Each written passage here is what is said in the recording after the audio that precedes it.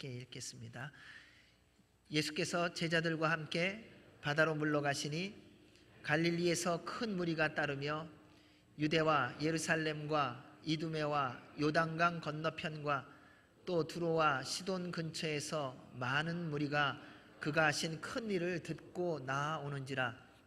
예수께서 무리가 에워싸 미는 것을 피하기 위하여 작은 배를 대기하도록 제자들에게 명하셨으니 이는 많은 사람을 고치셨으므로 병으로 고생하는 자들이 예수를 만지고자 하여 몰려왔음이더라.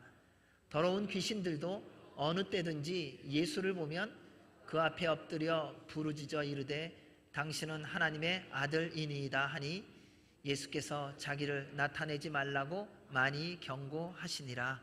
아멘. 하나님의 말씀입니다.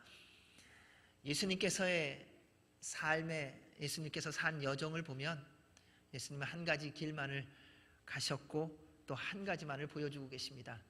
그것은 바로 하나님의 나라, 복음을 전하셨고 복음이 되셨다는 것입니다. 그를 위해서 주님께서 공생애 동안에 세 가지의 사역을 중점적으로 우리에게 보여주시는 것이 있습니다. 복음을 선포하셨고, 그리고 가르치셨고, 치유로 모든 병든 자들, 귀신 들린 자들, 고난 가운데 있는 자들을 회복시켜 주셨다는 겁니다. 이렇게 하신 예수님의 그 행하심은 오늘날도 동일하게 우리 가운데 이루어져야 한다는 겁니다. 예수님 시대에 그래 예수님이 계셨으니까 그때는 그런 기적들이 있어야지, 그래야 많은 사람들이 보고 경험하고 믿지 않겠는가. 근데 말씀이 선포되고 가르치는 일들은 여전히 있는데 치유하는 이 주님의 능력의 손길이 오늘날은 상대적으로 많이 줄어든 것을 볼 수 있습니다. 어쩌면 우리의 연약함 때문에 이전에는 이 치유의 사역이 한때는 왕성했던 때가 있습니다. 그래서 그쪽으로 다 몰려갔습니다. 우리의 연약함이 뭐냐면요, 유행 따라가는 거예요. 그래서 뭐 옛날에 노래도 있었잖아요. 유행 따라 사는 것도 다 자기 멋인데 근데 자기 멋으로 살아가는 게 인생이 아니지 않습니까? 인생은 균형이 있어야 됩니다. 주님께서 행하신 이 모든 세 가지가 주님을 믿는다면 우리 가운데 날마다 이루어져야 된다는 겁니다. 오늘 주의 말씀이 들려져야 되고요, 오늘 주의 말씀을 배우고 있어야 되고요, 오늘 주님으로 말미암아 주의 능력이 우리의 삶 가운데 이루어지는 것을 경험해야 될 줄로 믿습니다. 이것이 우리가 주님을 믿고 주님을 의지하고 살아가는 믿음의 생활의 마땅한 모습이라는 것입니다. 그래서요, 가끔은 이런 생각을 해봐요. 천국에 갔을 때 주님께서 물어보실 것 같아요. 너 나 얼마나 믿었냐? 믿었는데요. 그래서 여기 왔잖아요. 글쎄 믿어서 여기 왔는데 나를 얼마나 믿어서 너의 인생 가운데 나의 능력을 사용해봤냐? 우리 주님이 그거 물으시지 않을까 싶어요. 주께서 행하신 이 모든 능력을 우리로 주님을 믿는 믿음 안에서 지금도 누리라고 허락해 주시는 건데, 우리는 우리 식대로 우리의 기간을 정해놓고 기도하다가 그분의 능력이 경험되어지지 않으면 어느 틈엔가 슬그머니 포기하고 있다는 거예요. 아이 그냥 살지 뭐, 이게 인생인데 뭐 내가 뭘 또 그렇게 애쓰게, 70억이나 된다는데 하나님 바쁘신데 나까지 그분을 귀찮게 할 필요가 있나? 사랑하는 여러분, 하나님은요 귀찮게 하는 것을 가장 기뻐하시는 분이세요. 하나님을 좀 찾으라는 거예요. 숨 쉬는 순간마다 주님을 좀 건드리라는 거예요. 우리 주님은요 그래서 졸지도 주무시지도 않으세요. 우리가 졸고 자지요, 하나님은요 한 번도 주무신 적이 없다는 겁니다. 그러므로 사랑하는 여러분, 주님을 좀 귀찮게 하시기를 주의 이름으로 부탁드립니다. 좀 찾으세요. 그분 안 바빠요. 꼭 찾으시기 바랍니다. 근데 숙제를 내주면 숙제들을 잘 안 하셔갖고 나중에 그 숙제 갚으시려면 시간이 좀 걸리실 텐데 잘 하시기 바랍니다. 자, 예수님의 능력이 얼마나 많은지 예수님이 가는 곳마다 수많은 사람들이 따라다니고 몰려들었습니다. 아니 예수님이 가시기 전부터 예수님이 어디로 가신대? 그러면 수많은 사람들이요 그 소문을 듣고요 먼저 거기서 달려가서 기다리고 있었다는 사실입니다. 그런데 특이한 사실이 있더라고요. 예수님은 그 무리를 한 번도 이용하신 적이 없다는 것입니다. 언제나 그 무리를 섬기시고 그리고 그 무리를 위하여 일하셨다는 거죠. 이 모습이 우리 하나님 우리 구주 예수 그리스도의 모습입니다. 또 동시에 이 모습이 예수님을 믿고 구원받은 우리의 모습이 되어야 한다는 것입니다. 그리스도인은요, 다른 사람을 이용하는 사람이 되어서는 안 됩니다. 하나님께서 만나게 하신 모든 사람을 섬기는 사람이 그리스도인이라는 겁니다. 여러분 그러한 분들이시죠? 여러분들 늘 이용당했지 다른 사람 이용하신 적 없으시잖아요. 그렇죠? 그러세요. 예수님께서 그래서 이렇게 말씀하셨어요. 마가복음 10장 45절에서 함께 읽겠습니다. 시작. 인자가 온 것은 섬김을 받으려 함이 아니라 도리어 섬기려 하고 자기 목숨을 많은 사람의 대속물로 주려 함이니라. 이분이 우리 예수님이십니다. 그 예수님께서 또 이렇게 말씀하셨어요. 내가 곧 길이다, 내가 곧 진리다, 내가 곧 생명이다. 그 다음에 무슨 말씀을 하시느냐면요, 나로 말미암지 않고는 누구께로요? 하나님께로, 아버지께로 올 자가 없다 그러셨어요. 갈 자가 없다 그러시지 않고요. 나로 말미암지 않고는 하나님께로 갈 자가 없다고 말씀하시지 않고요. 그분이 하나님이심을 증거함으로 올 자가 없다. 그분이 하나님이신 거예요. 예수님을 만날 때 우리는 하나님을 만나는 거예요. 그런데 우리가 자꾸 엉뚱한 길로 가는 때가 많지 않는가요? 예수님은 나와 아버지는 하나다라고 말씀하시며 하나님이심을 분명히 선포하셨습니다. 하나님이신 예수님이시니 모든 능력을 갖고 계시지 않으셨겠습니까?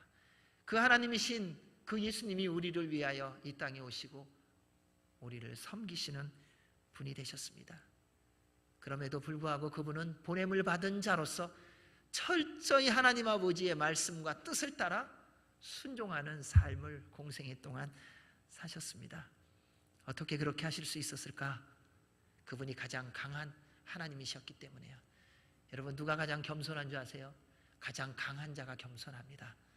진짜 강하면요 겸손해요. 왜요? 능가할 사람이 없기 때문에요. 왜? 좀 힘 있다고 목에 힘주고요 남 무시하고 남의 거 뺏고 뭐 교만한 줄 아세요? 힘이 있기는 한데 조금 있어서 그래요. 힘이 많으면요 힘 자랑할 이유가 없어요. 여러분 유단자들 아세요? 태권도 저는 8단 9단인 분을 만나본 적이 있어요. 그분 만나보니까요 걸어가는 것도 흐느적거려요. 저분이 도대체 태권도를 했나 유단자인가, 얼마나 키도 좀 작으신 분이었는데요 걸어가는 것만 봐도 야 내가 건드려도 넘어뜨리겠다 뭐 이 정도 수준이에요. 나중에 만나서 얘기해 보니까요 태권도가 8단 합기도가 7단 다 합치니까 20몇 단이 되더라고요. 그래서 제가 궁금해서 물어봤어요. 그래서 그렇게 다 해서 20몇 단인데 뭐 걸음이 그러세요? 그랬더니 그 다음 그분이 하신 말씀이 뭐냐면요 힘줘서 걸어 뭐하답니까? 그러시더라고요. 그거 다 세상 사람들 얘기예요. 여러분 내가 돈 있다고 자랑하는 건요 아직 돈이 별로 없는 거예요. 사실은요 내가 지식 있다고 남들 앞에서 잘난 체 하는 건요 아직 지식이 부족하다는 거예요. 내가 지금 이 자리에 있다고 나 여기에 있어 나 이런 일 하고 있어 라고 말하는 것은요 아직도 권력이 부족하다는 것을 스스로 증명하는 거더라고요. 진짜 최고의 자리에 앉으면요 자기가 누구인지 얘기 잘 안 해요. 진짜 힘이 센 사람은요 겸손하지요 힘 자랑하지 않더라는 것입니다. 우리 주님이 늘 겸손하실 수 있었던 이유는 예수님을 상대할 대상이 아무도 없었던 거예요. 말씀만 하시면 다 정리될 텐데요. 그래서 우리 예수님은 언제나 상대를 살리기 위하여 선택하시고 행동하셨습니다. 이분이 바로 우리를 지으신 살아계신 하나님이십니다. 안식일 논쟁에서 예수님이 그저 한 말씀만 하시면 그 바리새인들 단번에 다 정리할 수 있으시지 않으셨겠어요? 근데 그냥 두세요. 왜요? 그들로 돌아올 수 있는 기회를 주시기 때문입니다. 지난 주 말씀 6절 말씀을 보면 이렇게 기록되어 있습니다. 바리새인들이 나가서 곧 헤롯 당과 함께 어떻게 하여 예수를 죽일까 의논하니라. 여러분, 부족하고 좀 연약함이 확인되면요, 인정하고 보완하면 되잖아요. 근데 이게 쉽지 않은 거 아세요? 누가 나의 연약함을 말하면요, 이게 받아들이는 거 쉽지 않아요. 나 잘하는 거 얘기해 주는 건 좋은데 내 보완될 점을 말하면 그것을 보완하는 게 어려워요. 세상에 속하면요, 그게 무슨 의미로 다가오냐면요, 이제 나 살 길이 막혀간다는 거예요. 이제 나 어디 가서 무슨 일 할까? 그리고 내가 손해본다, 이렇게 생각되니까요, 나의 약점을 아는 사람을 제거하려고 하는 게 세상 사람이에요. 그래서 우리 정치나 경제나 뭐 어딜 가도 보세요. 자기 약점 아는 사람은요, 가만두지 않습니다. 언젠가 반드시 제거해요. 왜요? 그 사람 때문에 내가 어려울 거라고 굳게 믿고 있기 때문에 그렇습니다. 이렇게 우리 모두는 참 악하더라고요. 이 정도로 악하면 주님 다 아시잖아요. 그냥 정리해 주시면 좋은데 정리를 안 하세요. 다른 선택을 하시더라고요. 그들이 이렇게 음모를 시작하는데 우리 예수님은 슬그머니 피하시더라는 겁니다. 힘이 없어서, 방법이 없어서 문제가 생길까 봐가 아니라 하나님의 뜻을 이루기 위해서요. 오늘의 말씀이 그 예수님께서 또 어떻게 가시는가를 우리에게 보여주고, 우리로 이 땅 가운데서 여러분 힘 있을 때 어떻게 말씀대로 순종하며 살아가는지를 말씀을 통해서 함께 배우기를 원합니다. 우리 7절, 8절 말씀을 같이 읽겠습니다. 시작.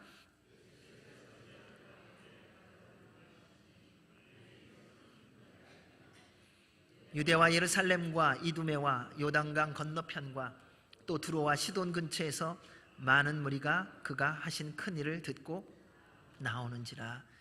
예수님을 얼마나 싫어하는지 바리새인들이 적대 관계인 헤롯 당과 마음을 합해갖고 예수님 죽이자고 모의하기 시작합니다. 여러분, 미움이라는 게 얼마나 무서운지 아세요? 미움은요, 내 원수를 동료로 만드는 힘이 있어요. 그게 참 묘한 거더라고요. 근데 이 미움이라는 건요, 내가 그렇게 사랑했던 사람을 원수로 만드는 힘이 있어요. 또 이게 죄더라고요. 그러니까 죄가 한번 들어오면요, 같이 가지 말아야 될 사람과 같이 가고요, 같이 가야 될 사람과 깨지는 일들이 일어나요. 여러분, 잘 생각하셔야 됩니다. 주님의 사람으로 살아가면서 어떤 날 보십시오, 분명히 그거 아니라는 거 알아요. 그런데 내 안에 미움이 들어오면요, 아니라는 거 알면서 아닌 거 택하고 행동합니다. 그래서 함께 가야 될 사람하고는 갈라지고요, 같이 가서는 안 될 사람하고는 하나 돼요. 오늘날 세상에서 수많은 일들이 그런 것 때문에 얼마나 많이 무너지고 깨어지는지 모릅니다. 근데 이러한 사실을 사단이 잘 알고요, 우리 안에 어찌해서든지 미움이라고 하는 이 씨앗을 심어 놓으려고 합니다.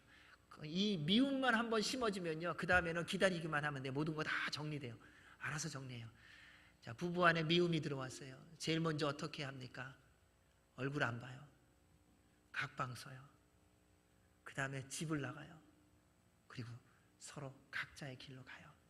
자, 부모 자녀 간에는 어떻습니까? 마찬가지입니다. 미움이 들어와요. 그럼 문이 닫혀요. 집에 들어오는 시간이 늦어요. 그리고 어떻게 해서든지 빨리 나가려고 해요. 여러분, 미움이 이렇게 무서운 겁니다. 믿음의 공동체 안에서 미움이 들어오면요, 동일합니다. 앉는 자리가 달라져요. 같이 이렇게 두 분이 잘 앉잖아요. 그렇죠? 그래서 교회에서는요, 한 자리에 앉는 거 굉장히 위험합니다. 왜냐하면 다 보거든요. 저분들 단짝인데. 근데 어느 날 보면 단짝이 한쪽이 좌에 앉고 한쪽이 우에 앉으시잖아요. 무슨 일이 있구나. 금방 알아요. 안 그럴 것 같죠? 근데 사람이요, 미움이라는 게 그게 얼마나 강력한지 희한합니다. 그래서 사랑하는 여러분, 미움이 생기지 않도록 날마다 깨어서 기도해야 됩니다. 미움은요, 태우는 불과 같아요. 나중에는 결국 자기가 죽어요. 사울이라는 왕을 아시지요? 어느 날 시기와 질투로 말미암아 미움이 그 안에 쑥 들어오고 나니까는 다윗이 얼마나 잘했습니까? 순종적이었고 모든 전쟁에서 승리를 가져다 줬고, 그런데 그 부하에 대한 미움이 들어오니까요, 끝까지 따라가서 죽이려고 한다는 것입니다. 죽음의 길로 스스로 간다는 것입니다. 미움을 들어오지 않게 하는 유일한 비밀이 있습니다.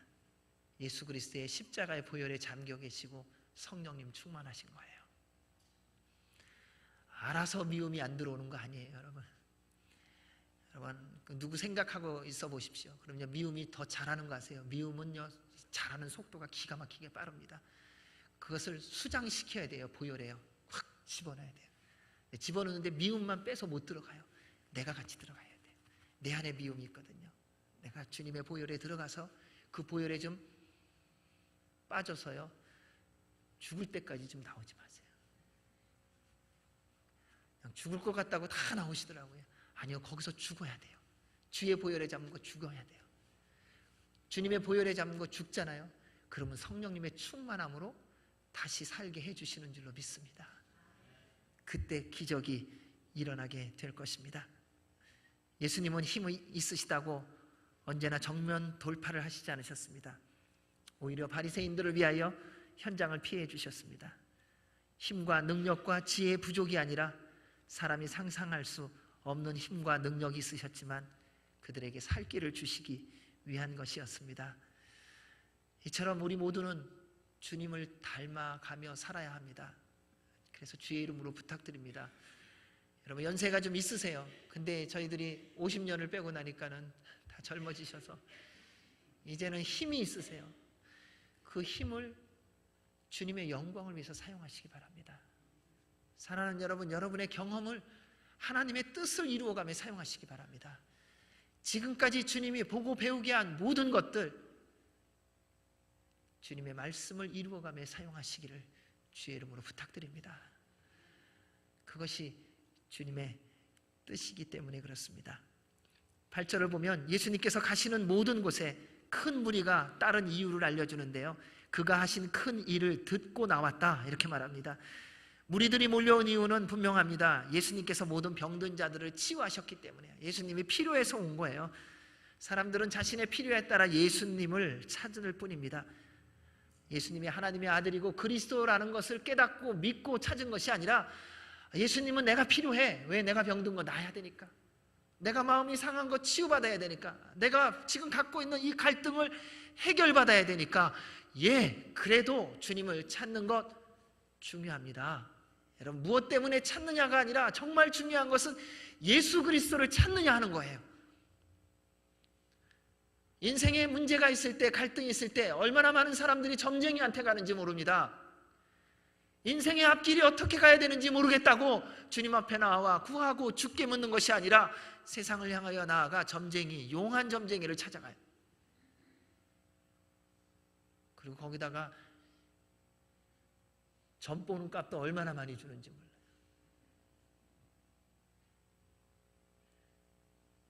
그리고 또 가요. 그 용하다고. 점쟁이 집에 가면 제일 먼저 하는 얘기가 뭔지 아세요? 아유, 마음에 큰 근심이 있네요. 길은 있는데 잘 보이지 않네요. 근데 거기에 감동을 받아요. 이 점쟁이 어떻게 내 마음을 이렇게 알지? 뭐 때문에 오는지를 알고서 얘기해주고 가면은 다 듣는 뻔한 얘기를 듣고도 그렇게 감동하면서 말씀을 읽고 하나님이 나를 사랑하신다는 그 말에, 하나님 사랑한다며 내 인생이 이게 뭐예요? 우리 스스로 주 앞에서 반응하는 걸 한번 돌아보시기 바랍니다. 우리들이 예수님을 찾는 이유는 자신의 필요 때문에 찾았어요. 우리도 예수님 찾는 이유는 예수님 우리에게 필요해서 그래요. 예수님 필요 없으면 찾을 필요 없어요. 그분 필요 안 한데 왜 찾아요? 우리는 예수님이 절대적으로 필요한 존재들이에요. 사랑하는 여러분, 우리는요, 예수님 없으면 못 살아요. 예수님 없이 살 수 있다면 그분 안 찾아도 되지만, 예수님 없이 살 수 없는데 그분을 안 찾으면 죽어요. 이거는 그냥 믿어도 되고 안 믿어도 되고의 문제가 아니래요. 그분을 찾아도 되고 안 찾아도 되고의 문제가 아니란 말입니다. 예수 그리스도를 찾지 않으면, 그분을 찾고 그분을 믿지 않으면 우리는 영원한 죽음으로 갈 수밖에 없기에, 그분을 찾는 것이 선택인 것처럼 보이지만 그분을 찾는 것은 당연하고 마땅히 해야 하는 일이에요. 사람들은요, 필요하면요 거리나 상황, 여건 상관하지 않더라고요. 여러분 그러죠? 여러분 정말 필요한 거 있으면요 힘들어도 가지 않습니까? 시간 안 돼요. 시간이 안 되는 게 어디 있어요? 그게 절대로 필요한데요. 다 가요. 귀찮아도 가고요. 12년 된 혈루증 환자가 예수님을 만나러 왔어요. 자기가 그 환자인 것을 아무도 모르게 하기 위해서 모자를 쓰고 이렇게 덮었겠죠. 그 무리들 가운데 몰래 들어가 예수님의 걸어가는 그 무리 속에서, 뒷속에서 주님의 옷자락에 손을 댔어요. 그리고 나왔어요.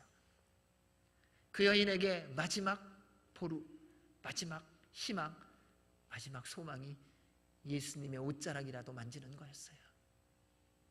왜요? 그분을 만나면, 그분의 옷자락이라도 만지면 내가 날 수 있다라는 믿음, 그 하나, 그 절대적인 필요성이 그 믿음을 갖게 했다는 것입니다.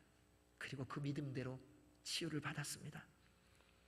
우리 모두에게 예수님은 꼭 필요합니다.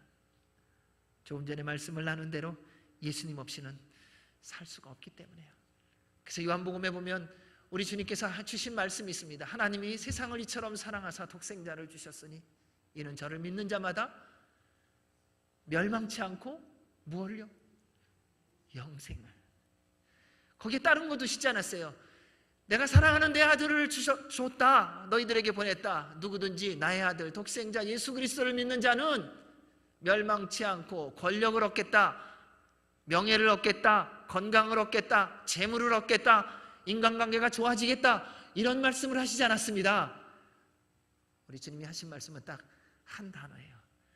영원한 생명을 얻을 것이다. 사랑하는 여러분, 예수님을 믿으면 잘 되는 거 있어요. 질병으로부터도 회복되는 거 분명히 있습니다. 어려운 삶이 주님의 은혜로 말미암아 풍성해짐도 있습니다. 그러나 그 모든 것은 다 부차적인 거예요. 예수님을 믿으면 우리에게 주시는 가장 큰 선물, 가장 큰 복은 영원한 생명인 줄로 믿습니다. 그래서 우리가 주님을 그렇게도 붙잡아야 되고 그분을 믿어야 되는 이유입니다. 사랑하는 여러분, 무슨 이유로 예수님을 찾기 시작했든 계속 찾고 만나시기 바랍니다.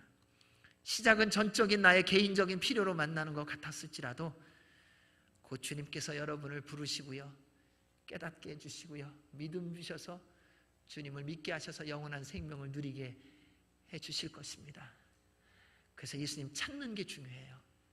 어떻게 해요? 지속적으로. 돈 필요해서 주님 찾는 거, 좋아요. 내 질병 낫기 위해서 주님 찾는 거, 좋아요. 나도 좀 권력을 갖고 싶어서 주님 찾는 거, 좋아요. 그런데 계속 찾으시라는 거예요. 권력을 주시면 그 다음에 주님 떠나지 좀 마세요. 물질을 좀 주시면 그 다음에 주님 떠나지 마세요. 주님이 건강을 회복해 주시면 내가 할 일이 있다고 또 주님 떠나지 마세요. 그래도 계속 찾으세요. 주님, 저에게 건강 주셨습니다. 감사합니다. 더 주님 뜻대로 살게 해주십시오. 주님, 저에게 물질을 주셨습니다. 네, 주님의 영광을 위하여 살게 해주십시오. 더 주님을 찾아가야 합니다. 따라서 예배와 기도와 말씀 생활 게을리하지 마십시오. 여러분, 할 수만 있거든 새벽도 깨우십시오. 가까운 데 있는 교회 나가세요. 새벽에요. 1시간 안 주무신다고 죽지 않아요. 가서 한 30분 기도하세요. 그러면 순모임 힘을 다해서 참석하세요. 서로 마음을 나누고 기도할 수 있는 그 시간이 주님의 응답의 축복의 시간이에요. 그럼 모든 예배 때마다, 모든 만남마다 기쁨으로 참여하세요. 그리고 한마디라도 예수 그리스도의 말씀을 들으세요. 믿음은 들음에서 난다 그랬어요. 그 들음은 그리스도의 하나님의 말씀으로 말미암는 거예요. 그때 주님의 놀라운 영광을 맛보게 될 것입니다. 앞으로요, 그리스도인으로서 살아가는 거 점점 힘들어질 겁니다. 예수님 믿는 거 쉽지 않아요. 여러분, 예배 드리는 거 쉽지 않아요. 기도하는 거 쉽지 않습니다. 그 중에서 또 가장 힘들어지는 게 뭐냐면요, 그리스도의 증인의 삶을 사는 거예요. 전도하는 거 쉽지 않을 겁니다. 예배 자리 지키는 거 쉽지 않잖아요. 여러분, 기도 9시에 5분 기도하는 거 쉬우세요? 알람들 해놓으셨죠? 정신없이 막 뭐하고 있는데 띠리리리리 이거 뭐야? 가보니까 9시예요. 왜 9시에 해놨지? 그것도 잊어버려요. 아, 그렇지. 아, 그 사람은 왜 9시에 기도하라고 말갖고 꼭 하는 일이 중간에 방해가 되게 만들어. 성경 읽기표 다 갖고 계시죠? 또 어디에 있는지 모르시는 분도 계시죠? 아, 그거 누가 만들었어? 내가 알아서 때 되면 읽을 텐데. 근데 우리는 때 되면 알아서 안 해요. 그렇게 했으면 얼마나 좋겠어요. 내가 좋아하고 내가 즐거워하는 거는 때 되면 하는 것 같은데 아니요. 여러분, 지금까지 신실한 게 한 게 뭐가 있으세요? 그러니까 저를 보니까요, 신실하게 지금까지 변함없이 한 게 딱 한 가지 있더라고요. 기분 나쁠 때 화내는 거. 그건 참 제가 신실했더라고요. 얼마나 성실하게 잘하는지 몰라요. 그거는 밥도요, 어떨 때는요 별로 기분 나쁘면 밥도 안 먹더라고요. 근데 신실하게 한 번도 예외 없이 끝까지 지속적으로 한 거는요, 기분 나쁠 때 화내고 내 멋대로 산 거는요 정말 성실하게 하고 있더라고요. 야, 이게 내 모습이었구나. 하나님의 말씀대로 살아간다고요? 아니요. 사랑하는 여러분, 예수님을 믿을 수 있을 때 더 잘 믿으시기 바랍니다. 예배 드릴 수 있을 때요, 예배 자리 지키세요. 기도할 수 있을 때 기도하세요. 언젠가 기도하기 어려운 때가 와요. 전도할 수 있을 때 전도하세요. 왜요? 전도할 수 없는 때가 오더라고요. 그러면요, 하고 싶어도 못해요. 그리고 우리는 후회해요. 그때 전도할 걸. 여러분, 지금 살아있는 가족들한테, 가족 가운데 아직 예수 그리스도를 모르는 분이 있다면 생명 다해 전도하십시오. 돌아가시면 사는 동안 후회해요. 내가 했는데 안 됐다고요? 아니요. 할 수 있는 끝까지 하셔야 돼요. 저희 교회 모시고 오라 그런 얘기 안 합니다. 여러분의 삶의 현장에서 여러분이 알고 있는 분들 가운데 아직 예수님을 모르는 분이 있다면 여러분, 생명 다해 전도하세요. 이 시간 지나면 못해요. 하나님이 만약 그거 물으시면 어떡할래요? 내가 너에게 한 생명을 맡겼는데 그 생명 너 어떻게 했냐 물으시면 어떡할 거예요? 저 사람은 안 들었어요.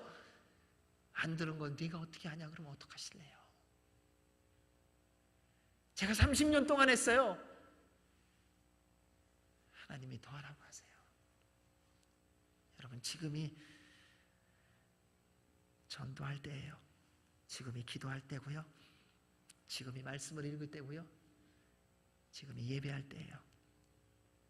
그래서 우리 하나님께서 세상이 어두워질수록 서로 사랑하며 모이기에 더욱 힘쓰라고 말씀하셨습니다. 그래서 히브리서 10장 24절 25절 말씀 한번 읽겠습니다. 시작. 서로 돌아보아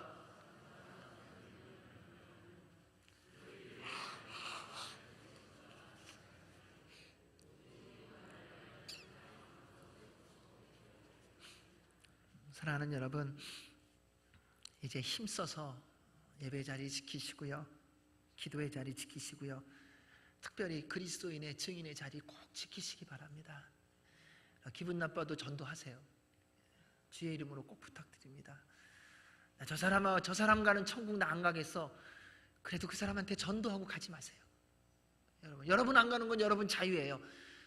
근데 저 사람하고 가기 싫다고 내가 예수 그리스도를 전하지 않아서 저 사람 천국 못 가게 막는 것은 그건 잘못된 거예요. 그 사람은 예수님 믿고 천국 가게 하고 같이 가기 싫으면은 내가 가지 마세요. 그 사람은 가게 하세요. 지금 하셔야 돼요. 미룰 일이 아니에요. 그러면요, 주님의 은혜, 주님의 능력, 주님의 우리를 사랑하심을 깨닫게 해주실 거예요.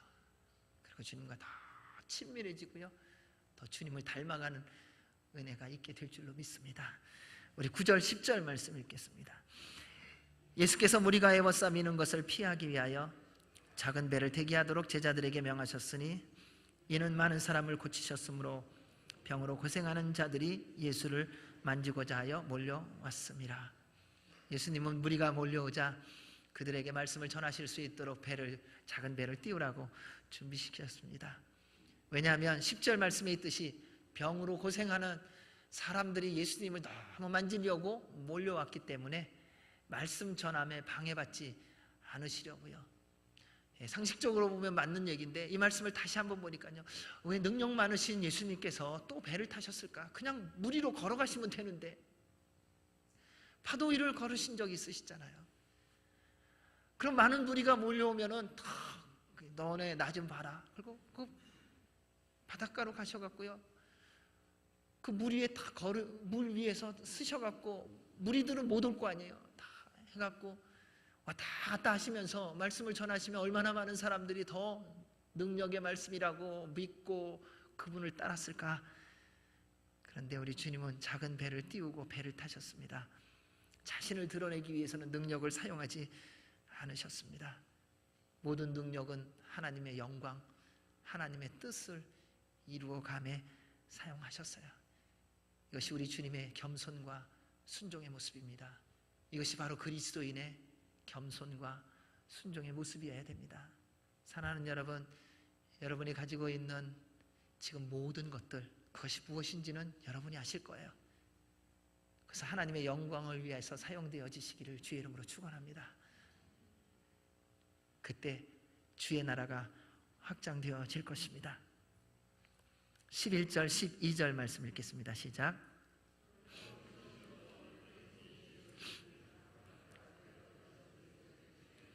당신은 하나님의 아들이니이다 하니 예수께서 자기를 나타내지 말라고 많이 경고하시니라. 수많은 사람들이 예수님의 말씀을 듣고 능력을 경험하면서도 정작 예수님은 몰랐습니다.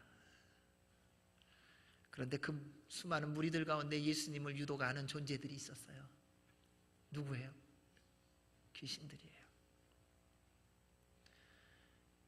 여러분은 어떠세요? 우리는 어떤가요? 우리는 예수님 만나면 아나요? 주님의 음성 들으면 구별하세요? 주께서 오시면 주님이 오셨다라고 기쁨으로 환영하세요? 말씀을 보니까요, 예수님께서 마지막 날에 사람들을 이렇게 구별하시더라고요. 너희는 왼쪽에 서라, 오른쪽에 서라. 왼쪽에 선 사람들이요, 교회 생활 오래 한 사람들이더라고요. 목사였고 선교사였고 직분자였고 헌신했고 열심히 노력했던 사람이. 예수님이 나 너네 모른다 이러시더라고요. 주님 무슨 말씀을 하시는 거예요? 제가 교회를 개척한 게 몇 개고 얼마나 많은 교회를 섬겼고 제가 헌금한 게 얼마나 많고 저의 인생의 모든 시간을 교회에서 썼는데 저를 모르신다뇨. 글쎄 난 넌 모른다니까. 근데 교회 문턱에 들어오기도 어렵고 언제나 소리 없이 왔다가 소리 없이 간 사람이 있어요. 가끔 봤어요. 저도. 그 사람이 오른쪽에 서 있어요. 그래서 주님이 그 사람을 품으시면서 말씀하시는 거예요. 내가 나의 인생 동안에 너의 인생 동안에 참 수고했다. 내가 나의 영광을 드러냈고 나의 말대로 순종했다. 근데 그 사람이 뭐라 그러냐면요, 주님 제가 언제 주님을 섬겼어요? 제가 언제 주님을 영화롭게 했어요? 제가 언제 주의 말씀대로 순종했어요? 그때 그 두 부류에게 주시는 말씀이 있어요. 세상에 버림받은 자를, 아무도 모르는 자를 내가 소리 없이 섬긴 그때 내가 그곳에서 너를 만났다. 목말라 방황하고 물 한 잔 얻어먹으려고 했는데 모든 곳을 다니며 박대받았던 그 한 사람이 너로 말미암아 물 한 잔을 받아 먹었을 때 내가 준 물을 마셨다. 내가 추워서 배고파서 길을 다니며 문을 두드리며 구걸할 때에 내가 졸리다고 밤이 늦었다고 다 박대했는데, 그런데 내가 그 소리를 듣고 문을 열고 나와 나도 보지 않게 내 자존심도 상하지 않게 밥그릇을 조용히 두고 들어가 내가 그 밥을 먹었던 그 밥그릇이 내가 나에게 준 한 끼의 생명의 식사였다. 사랑하는 여러분, 오늘날 이 시대는요, 내가 드러나지 않으면요 일하려고 하지 않는 시대더라고요. 나를 알아주지 않으면요 아무도 만나려고 하지 않더라고요. 소리 없이 일한다는 건요 허용되지 않는 시대가 되어버린 것 같습니다. 그런데 이 시대를 살아가며 주님 앞에 설 때에 우리가 과연 주의 물음에 뭐라고 대답할 수 있을지요? 주님이 말씀하실 때 우리가 뭐라고 고백할 수 있을지요? 그러다 보니까 귀신들만 주님을 제대로 알아봤어요. 근데 귀신의 특징은요 더러워요. 그래서 귀신이 있는 곳은요 항상 어둡고 칙칙합니다. 따라서 여러분, 귀신하고 같이 안 살려면요 정리정돈 잘 하셔야 됩니다. 깨끗이 사셔야 돼요. 좀 가끔씩 집안 청소하세요. 네, 집안 청소하는 비밀을 하나 알려드릴게요. 방을 바꾸세요. 한 5년에서 10년 사이에 한 번쯤 이사 좀 가세요. 10년 만에 이사 가보세요. 10년 동안 어디에 그게 거기 있었나 하는 거 분명히 있어요. 가끔 이사도 필요하더라고요. 다 좀 뒤집어 놔봐야 돼요. 제가 제일 무서워하는 데가 어디냐면, 귀신이 제일 많이 살 데가 어딘가 보니까요 미국 기숙사예요. 대학생 기숙사들. 거기는 정말 무서운 데더라고요. 들어갈 수가 없어요. 그냥 별의별 게 바닥에 다 있기 때문에요 들어간다는 것이 불가능할 정도더라고요. 그래서 잘 정리하시기 바랍니다. 몸도 마음도 열심히 청소하셔야 됩니다. 악을 행하는 자들은 지저분합니다. 이런 여러분의 생활 가운데에 중독된 것이 있다면 예수 그리스도의 보혈의 피로 씻겨지시기를 주의 이름으로 축원합니다.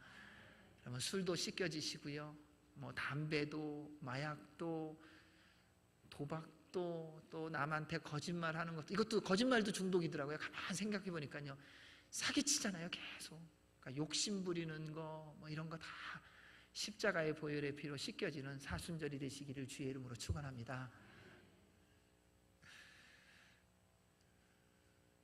말씀을 보면 이렇게 기록되어 있어요. 더러운 귀신들도 어느 때든지래요. 어느 때든지 예수를 보면 그 앞에 엎드려 부르짖어 이르되 당신은 하나님의 아들이니이다. 귀신은 예수님을 볼 때 하나님의 아들, 온 인류를 구원하실 구세주인 것을 알았습니다. 그런데 우리에게 주님이 이 과정을 통하여 보여주시고 말씀하신다는 겁니다. 예수님의 제자들에게 예수님께서 물으셨어요. 사람들이 나를 뭐라 그러냐? 엘리야라 그럽니다.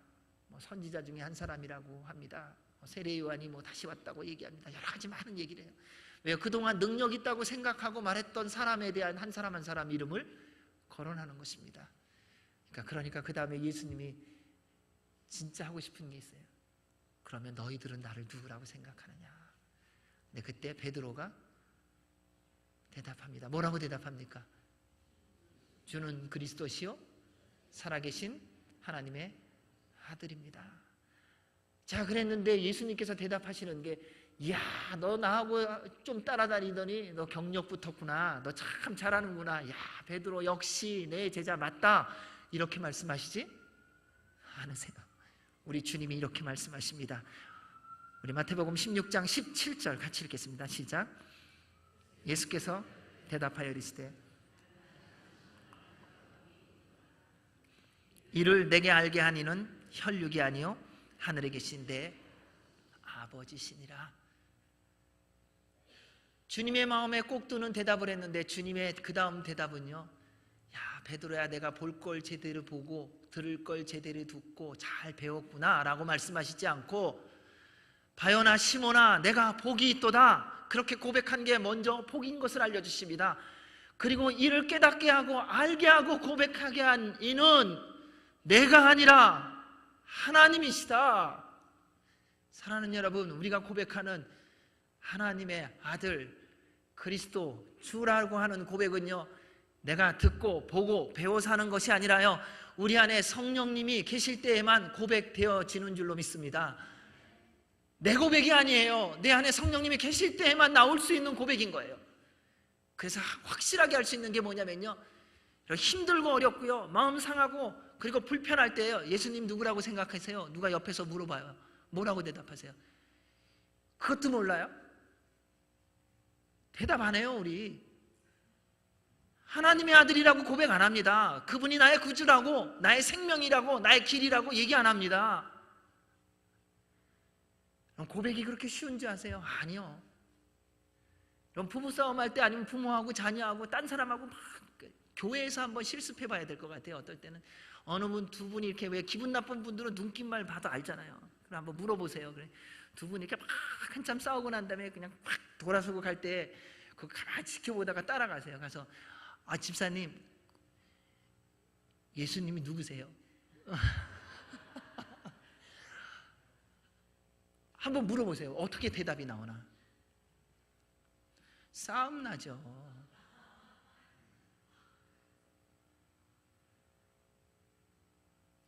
우리가 언제든지 주님이 누구냐고 물어보면요, 하나님의 아들이고 그리스도라고 고백하실 것 같죠? 천만에요. 다 기분 좋을 때예요. 다 주님의 전에 왔을 때뿐이에요. 여기서 나가갖고 삶의 현장으로 돌아가 보세요. 그때 이 고백이 나올 수 있는가? 진짜는 거기서 확인하는 거예요. 여러분, 우리 예수님을 왜 믿어요? 다 알고 있다고 하는데 우리의 삶 가운데 주님이 정말 어떤 존재이세요?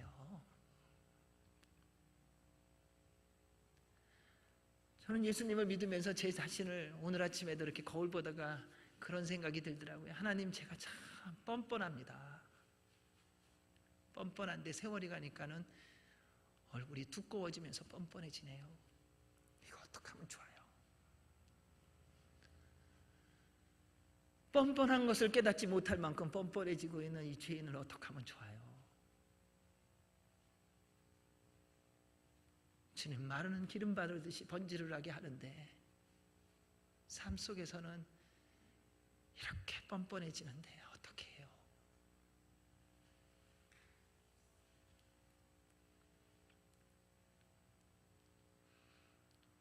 예수님을 그리스도와 하나님의 아들로 알고 믿게 해주신 것이 인생의 가장 큰 은혜와 복입니다. 예수님께서 베드로의 대답에 하나님이 그렇게 해주셨다고 말씀하셨습니다. 따라서 사랑하는 여러분, 예수님이 하나님의 아들과 그리스도이심을 믿고 깨닫고 고백하게 해주신 하나님의 은혜에 감사하시기 바랍니다. 그리고 이거 놓치지 마세요. 다른 거 다 놓쳐도 돼요. 다른 거 다 놓쳐도 돼요. 그런데 예수 그리스도가 하나님의 아들이시고 구주이신 이것만은 놓치지 마세요. 그리고요, 남은 인생 동안에 이것을 놓치지 않는 비밀이 있어요. 보혈의 피에 잠겨 계시고요, 성령님 충만하셔서요, 그리스도의 증인의 삶을 살아가는 거예요. 모든 삶의 현장에서요. 아, 여기는 예수님 말할 상황 아니에요. 삶으로 보여주세요. 아, 나 저 사람하고 말하기 싫어. 결단하고 말하세요. 내가 언제까지 일해야 돼? 죽을 때까지 하세요. 그러면요, 주님 앞에 서는 그날 우리 모두 주님으로부터 들을 주님의 음성이 있습니다. 잘하였도다, 착하고 충성된 종아. 내가 작은 일에 충성하였으니 이제 나와 함께 영원한 나의 큰 잔치에 참여하자. 이 인정을 듣는, 이 칭찬을 듣는 저와 여러분이 되시기를 주의 이름으로 축원합니다. 아멘. 기도하겠습니다. 하나님 아버지, 예수님이 하나님의 아들과 그리스도 되심을 믿는 믿음 안에서 살도록 성령님 충만하게 하여 주시옵소서. 예수님 이름으로 기도하옵나이다. 아멘. 우리 다 같이 일어나셔서 봉헌 찬양 드리시겠습니다.